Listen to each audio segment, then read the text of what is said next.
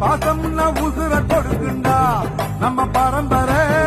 ரோஷம்னா உசுர எடுக்குண்டா கல்லுக்குள்ள ஈரம் இருக்குண்டா நம்ம கோபத்துல நிச்சயமா நியாயம் இருக்குண்டா வரும் வரலாறு நம்ம பேரை சொல்லும்